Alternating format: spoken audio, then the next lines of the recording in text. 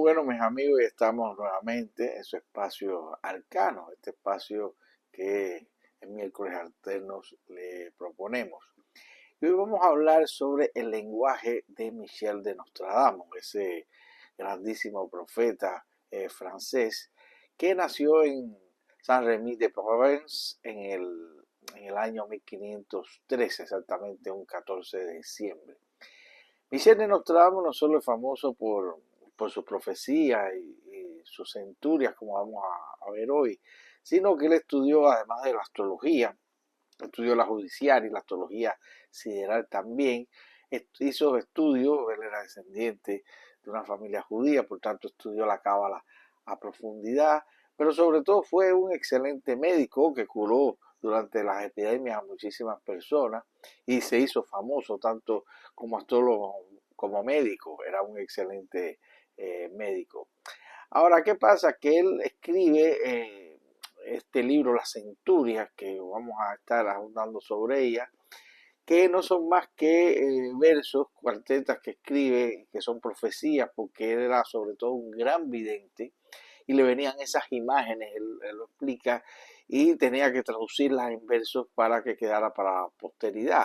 Él se adelantó siglos en estas profecías y, como decía, tuvo que utilizar un lenguaje metafórico, bueno, un lenguaje tropológico, un lenguaje verde, que vamos a explicarlo también aquí, de imágenes y rebuscado y tratar de buscar lo mismo con astrología judiciaria, con astrología sideral para tratar de ocultar estas profecías que le estaba dando, porque recuerden que la Inquisición estaba en plena faena en aquella época y le podía costar sencillamente su vida.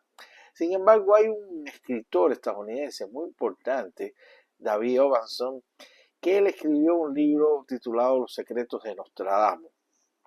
Para escribir este libro estuve estudiando la vida y la obra de Nostradamus durante 40 años, es decir, un estudio bien profundo, es uno de los mejores estudios que he visto sobre la obra de Nostradamus, y aquí es donde explica, aparte que hace una exégesis, una interpretación de toda esta centuria, bueno, pues también nos explica en este libro cómo pudo un poco ocultar y qué fue el lenguaje que empleó, y él lo va desglosando un poco, es lo que vamos a tratar de mostrarle a ustedes hoy, para que vean la complejidad de cómo se armaba estas cuartetas Nostradamus para tratar de ocultar estos conocimientos y estas profecías que le estaba dejando a la posteridad. Eh, ha habido de todo, hay muchas traducciones que han tratado de buscar en la misma traducción una interpretación mejor, más asequible, y lo han traducido al latín y después lo han vuelto a traducir al francés. Pero bueno, hay un eslogan muy antiguo que dice traductores, traditores, es decir, traductor, traidor, que es muy difícil dar aquí con la clave exacta, sobre todo cuando es un lenguaje tan complejo. Sin embargo, sin lugar a duda, Michel de Nostradamus no solo, o sea, era un gran profeta, un gran astrólogo, sino es que estas cuartetas son literatura, literalmente. El poeta Apollinaire francés lo definió así, como un gran poeta también. Él tenía todo el derecho para hacerlo en este caso. Ahora, como decía, él para hacer estas cuartetas, en primer lugar, hay algo que es el lenguaje astrológico pero sideral. Hay dos astrologías, la astrología judiciaria, que es la que conocemos, que es virtual, y la astrología sideral, que es tal y como está el cielo exactamente, o sea, matemáticamente, astronómicamente, día a día. ¿Y qué pasa? Que con este lenguaje él podía un poco camuflar todas estas profecías. Vamos a poner un ejemplo para que vean el uso de la astrología sideral en este caso. Una de sus cuartetas más famosas se refiere a la Segunda Guerra Mundial, específicamente a la relación que tiene o el papel que tiene aquí los países de Francia e Italia. Y él nos dice: cabeza de Aries, Júpiter y Saturno, Dios eterno, qué mutaciones. Entonces, después de un largo siglo, vuelve su tiempo malvado. Francia e Italia, qué emociones. Fíjense cómo vamos a glosar esto. En primer lugar, él habla aquí de Júpiter-Saturno. Y es curioso porque él tomaba siempre las conjunciones de Júpiter y Saturno, sobre todo en los conflictos bélicos, como el inicio de conflictos bélicos. Entonces, él exactamente nos está hablando aquí de esa conjunción de Júpiter y Saturno. Pero ¿qué pasa? Cuando la gente empezó a analizar esto con relación a Francia, se dieron cuenta que el armisticio de Francia en el año 1940, estos dos planetas no estaban en Aries, como dice la cuarteta, estaban en el signo de Tauro. Sin embargo, si vamos a la astrología sideral, vamos a ver que exactamente en esta etapa de junio de 1940, estos dos planetas, Saturno y Júpiter, estaban transitando justamente por Aries, y no solo por Aries, sino por la estrella Hamal, que es una estrella que forma la cabeza de Aries.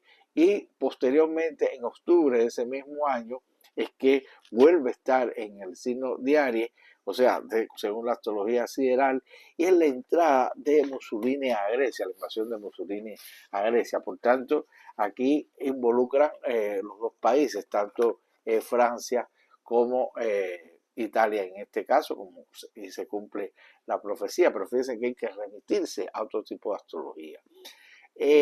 Con relación al lenguaje verde, este es un lenguaje que es un método lingüístico que tiene que ver con toda una serie de significados ocultos, un sistema de reglas arcanas. Algunos dicen que lo de verde viene por el lenguaje de la naturaleza, otros dicen que es por el canto de los pájaros, un lenguaje simbólico que tiene los pájaros. En fin, el problema es que él utilizaba tanto este lenguaje que no solo lo utilizó él, o sea, hay toda una serie de literatos, por ejemplo, François Rabelais, Jonathan Swift, que también usaron este tipo de lenguaje, pero bueno, en el caso de él mezclaba el lenguaje verde con el lenguaje tropológico, y vamos a ver algunos ejemplos para que usted entienda esto. Por ejemplo, que por supuesto no es lo mismo hablar directo de una manera coloquial que sencillamente empezar a buscar estas imágenes de este lenguaje tropológico. Por ejemplo, alguno de ellos es la féresis, que es cuando uno omite un tipo de letra en una palabra. Por ejemplo, la palabra Galia, él decía Gale, o sea, omitía aquí en este caso palabra, letra. Está la autonomasia, por ejemplo, que es la sustitución del nombre por un epíteto. En el caso, por ejemplo, Catalina de Médicis la llamaba la dama. Y hay que decir que la casa Médicis, específicamente Catalina, era como una especie de madrina de Michel de Nostradamo. O sea, le hicieron un estudio para él solo, con telescopios, etcétera, para que él hiciera todas las profecías de la casa de los Médicis. Y, por ejemplo, están los neologismos, que es la invención de palabras. Aquí él inventó una palabra para cuando quería hablar del signo de Virgo, decía nonai.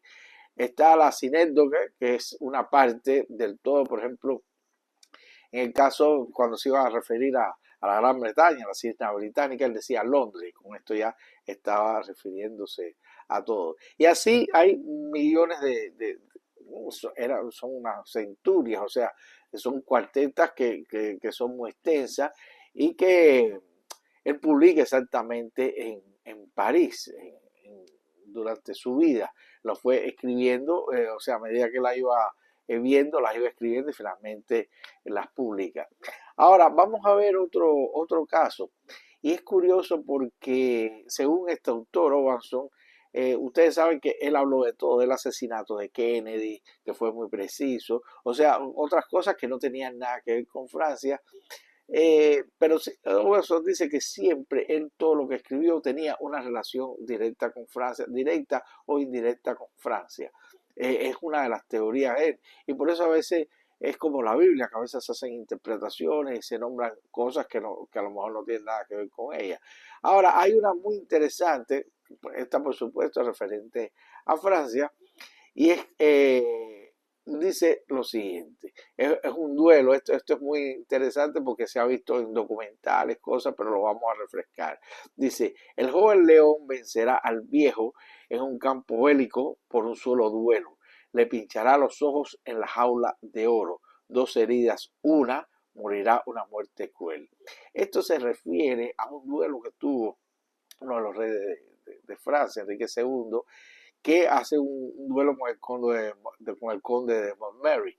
¿Y qué ocurre? Que en este duelo la lanza le atraviesa la armadura dorada que tenía el rey y una le sigue el ojo y otra astilla de la misma lanza le toca la sien, es decir, la jaula dorada no era más que esa armadura y las dos heridas se cumplen y finalmente él muere a los días, o sea, exactamente el 10 de julio de 1559 a resultas de esas heridas.